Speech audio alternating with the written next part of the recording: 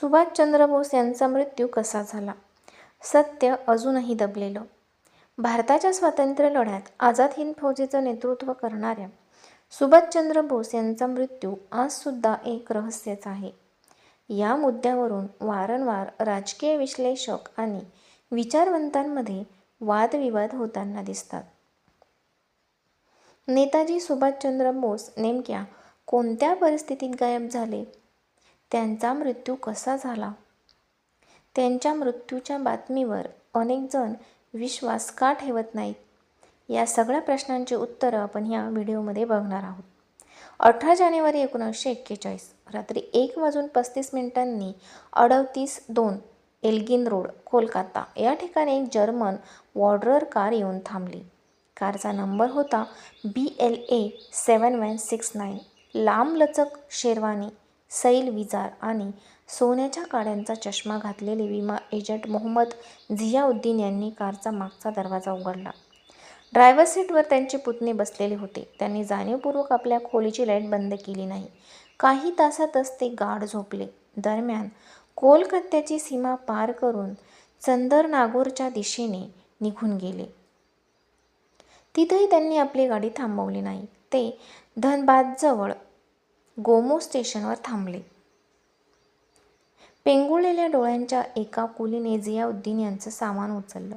कोलकात्याहून दिल्लीकडे जाणारी कालका मेल येताना दिसली. ते पहिल्यांदा दिल्लीला उतरले. तिथून पेशावर मार्गे ते काबूलला गेले. तिथून बर्लिन आणि त्यानंतर काही काळाने पाणबुडीचा प्रवास करून ते जपानला पोहोचले.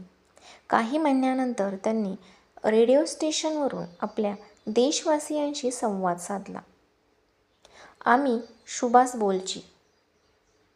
आपल्या घरात नजरकैदेत असलेल्या सुभाषचंद्र बोस यांनी विमा एजंट झियाउद्दीन यांच्या वेशात 14 गुप्तचर अधिकाऱ्यांच्या डोळ्यात धूळ फेकली.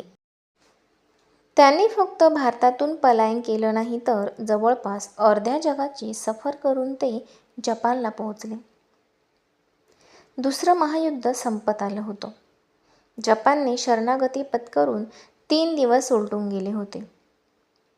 18 ऑगस्ट 1945 सुभाषचंद्र बोस यांचं विमान इंधन भरण्यासाठी ताइपे विमानतळावर थांबलं होतं. दुसऱ्यांदा उड्डाण करत असतानाच एक जोराचा आवाज आला. शत्रूच्या विमानभेदी तोफेचा गोळा तर विमानाला लागला नसेल ना, असं बोस यांचे सहकारी हबीबुर रहमान यांना वाटलं. पण नंतर विमानाच्या इंजिनाचं प्रॉपेलर तुटल्याचं लक्षात आलं. विमान समोरच्या बाजूने जोरात खाली आदळलं. हबीब यांच्या डोळ्यासमोर काळकुट्ट अंधार दाटला. काही वेळाने ते शुद्धीवर आले. विमानाच्या मागून बाहेर निघण्याचा रस्ता सामानामुळे बंद झाल्यानं त्यांनी पाहिलं. समोरच्या बाजूला आग लागली होती. हबीब यांनी सुभाषचंद्र बोस यांना आवाज दिला, नेताजी समोरून बाहेर पडा. नंतर त्यांच्या लक्षात आलं की जेव्हा विमान खाली पडलं त्यावेळी नेताजींची खाकी वर्दी पेट्रोलनं भिजली होती. ते आगीने घेरलेल्या दरवाजातून बाहेर पडण्याच्या प्रयत्नात असताना त्यांच्या शरीराला आग लागली. आग विझवण्याच्या प्रयत्नात हबीब यांचे हातसुद्धा गंभीररित्या भाजले. दोघांनाही रुग्णालयात दाखल करण्यात आलं. पुढचे 6 तास नेताजींचं बेशुद्ध पडणं आणि शुद्धीवर येणं सुरूच होतं. याच अवस्थेत त्यांनी आबिद हसन यांना हाक मारली. आबिद इथे नाही, मी हबीब आहे. त्यावेळी थरथरत्या आवाजात नेताजींनी आपला अंत जवळ आल्याचं हबीब यांना सांगितलं. आझादीची लढाई सुरू ठेवा, असं भारतात जाऊन लोकांना सांगा, असंही त्यांनी म्हटलं. त्याच रात्री 9:30च्या सुमारास नेताजींनी शेवटचा श्वास घेतला. 20 ऑगस्टला नेताजींवर अंत्यसंस्कार करण्यात आले. अंत्यसंस्कारानंतर 25 दिवसांनी हबीबुर रहमान नेताजींच्या अस्थी घेऊन जपानला पोहोचले. 1945 ऑगस्टच्या शेवटच्या आठवड्यात नेताजींच्या पत्नी एमिली या आपल्या व्हिएन्नामधल्या घरी आपली आई आणि बहिणीसोबत होत्या.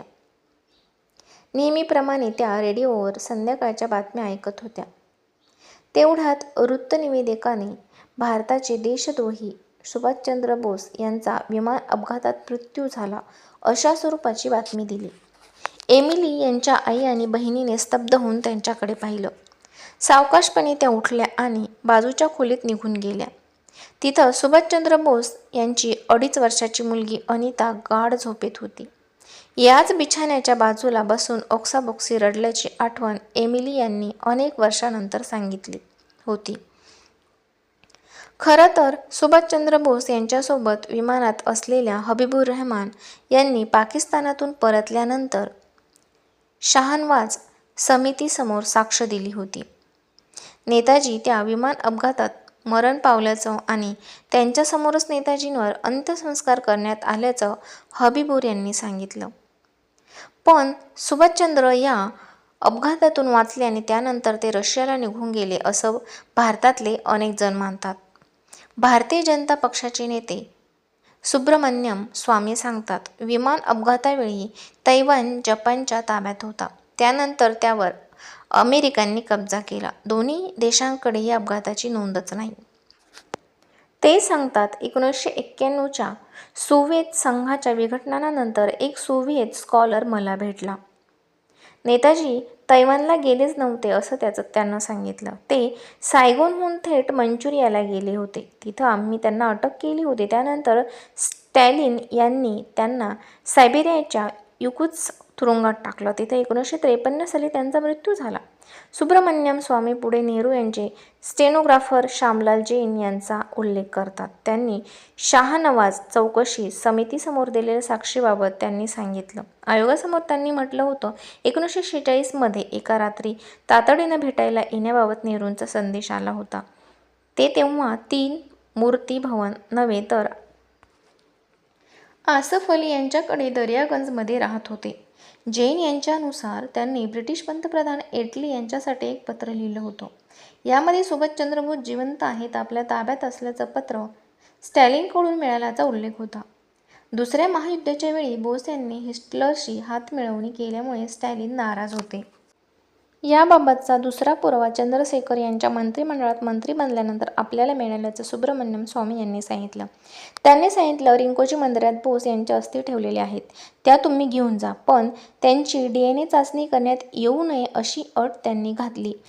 सुभाषचंद्र बोस यांच्या मृत्यूवर इंडियाज बिगेस्ट कव्हर अप हे पुस्तक लिहिणारे अनुज धर सांगतात, सोव्हिएत संघात बोस असल्याबाबत चौकशीचे दस्तऐवज उपलब्ध करण्याची मागणी त्यांनी पंतप्रधान कार्यालयात केली होती. पण पंतप्रधान कार्यालयाने ही मागणी फेटाळून लावली. इतर देशांसोबत असलेल्या संबंधांवर याचा प्रतिकूल परिणाम होईल असं त्यांनी सांगितलं.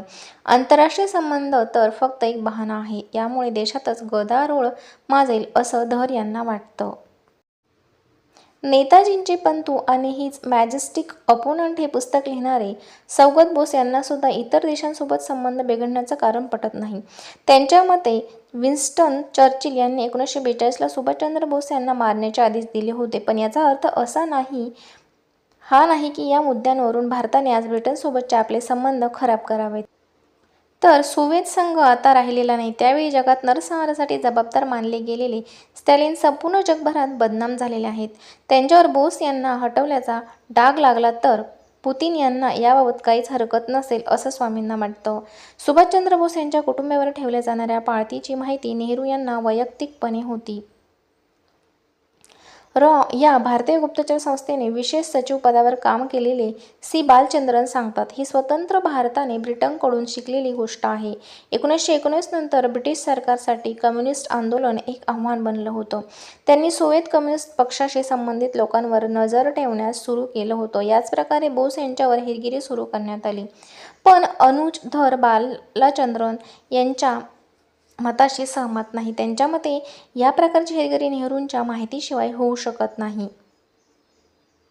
ते सांगतात, IB वाले कोणतेही काम विनापरवानगी करत नाहीत. बोस यांच्याबाबत प्रत्येक माहिती IBचे अधिकारी अफसर मलिक आणि काव यांच्यापर्यंत पोहोचत होती. सुभाषचंद्र बोस यांचे नातू अमिय बोस जपानला का गेले, तिथे ते काय करत आहेत, ते रिंकोजी मंदिराला सुद्धा गेले का, याची माहिती काढण्यास नेहरूंनी IBला सांगितलं होतं.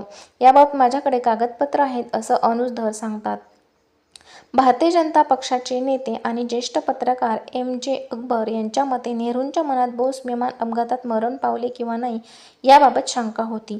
हे या प्रकरणातून दिसून येतं. बोस आपल्या कुटुंबियांशी संपर्क करू शकतात म्हणून त्यांच्या पत्रांची तपासणी करण्यात येत होती.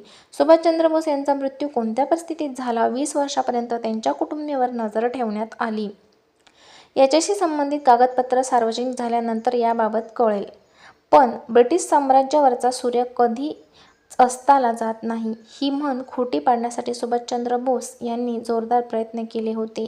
या मोहिमेत ते काही अंशी यशस्वीसुद्धा झाले हे मात्र नक्की. व्हिडिओ कसा वाटला हे कमेंट्स करून नक्की सांगा. आवडला तर शेअर करा, लाईक करा आणि असेच नवनवीन व्हिडिओ बघण्यासाठी चॅनलला सबस्क्राईब करा. धन्यवाद.